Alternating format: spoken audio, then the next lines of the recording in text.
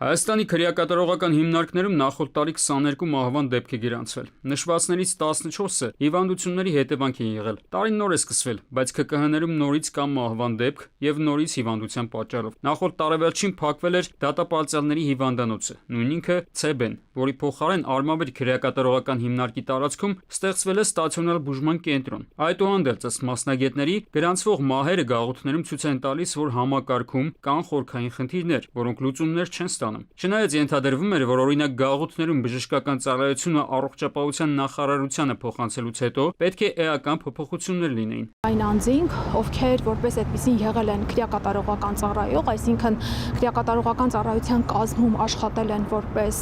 բժիշկներ, գերատեսչական ենթակայության փոփոխությունից հետո շարունակել են աշխատել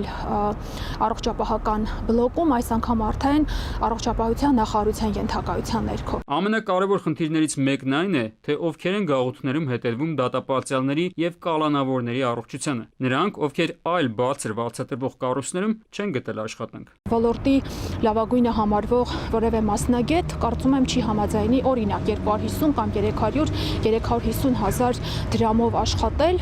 Գործնականում լինում են դեպքեր, երբ օրինակի համար անձը Երևանից պիտի գնա օրինակ Արմավիր քրեակատարողական հիմնարկ։ Քրեակատարողական հիմնարկներում մինչև հիմա չի ներդրվել նաև ճաղերի հետևում գտնվողների առողջական վիճակի մոնիթորինգի քիչ թե շատ աշխատող համակարգ։ Մարդկանց մոտ խնդիրները հայտնաբերվում են այն ժամանակ, երբ բանը բանից անցած է լինում։ Որոշակի հետազոտություններ կամ որոշակի զննություններ արվում են պրոտոկոլային ձևով, բայց որպես այդպիսի մեր քրեակատարողական համակարգում ներդրված չի,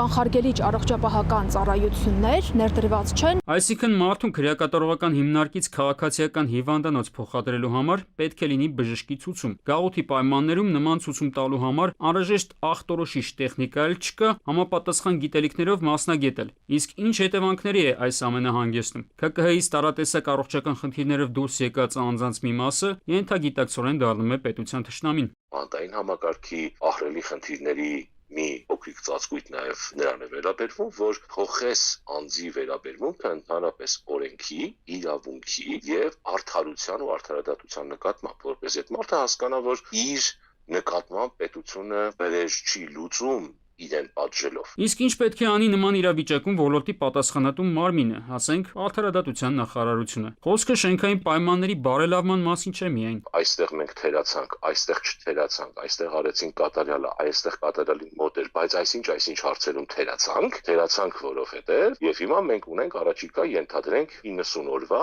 կամ 1 տարվա մեր այս խնդիրները լուծելու շտկող պլանը։ Քրեակատարողական հիմնարկներում գրանցվող մահերի դեպքերը որևէ կերպ չպետք է համեմատության մեջ մտնեն քաղաքացիական կյանքում գրանցվածների հետ, նշում են մասնագետները։ Մի պարզ պատճառով գաղութում մարդն ամեն վայրկյան գտնվում է պետության պատասխանատվության տակ եւ զրկված է բժշկական ծառայություններից ազատ օգտվելու իրավունքից։ Արմեն Աթալյան, ժամը լրատվական։